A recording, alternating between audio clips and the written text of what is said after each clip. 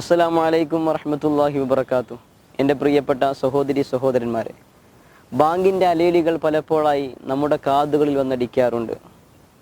എന്നാൽ ഈ ബാങ്ക് കൊടുക്കുന്നതിൻ്റെ തുടക്ക സമയത്ത് ഒരു ദിക്ർ മഹത്തുക്കൾ നമ്മെ പഠിപ്പിക്കുന്നുണ്ട്. അതെങ്ങാനും ചൊല്ലിക്കഴിഞ്ഞാൽ വലിയ പുണ്യങ്ങൾ അവന് ലഭിക്കുമെന്ന് മഹാനായ ഹബീബുന റസൂലുള്ളാഹി സ്വല്ലല്ലാഹു അലൈഹി വസല്ലം തങ്ങൾ അവിടുന്ന് പറഞ്ഞു.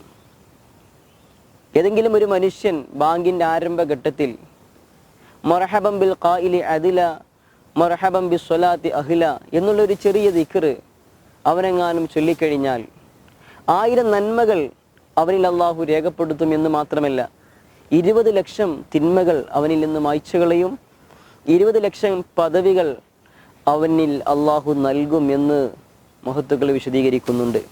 ഈ ഒരു ചെറിയ ദിക്ർ കാരണം ഒരുപാട് നന്മകൾ നമുക്ക് ലഭിക്കുന്നു, ഒരുപാട് തിന്മകൾ നമ്മളിൽ നിന്ന് മായ്ച്ചു കളയുന്നു, ഒരുപാട് പദവികൾ റബ്ബ് നമുക്ക് സംവിധാനിക്കുന്നു.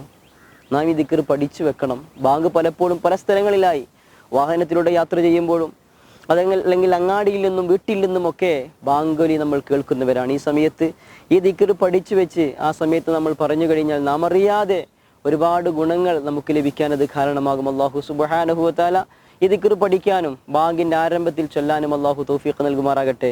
ആമീൻ. അസ്സലാമു അലൈക്കും വറഹ്മത്തുള്ളാഹി വബറകാതുഹു.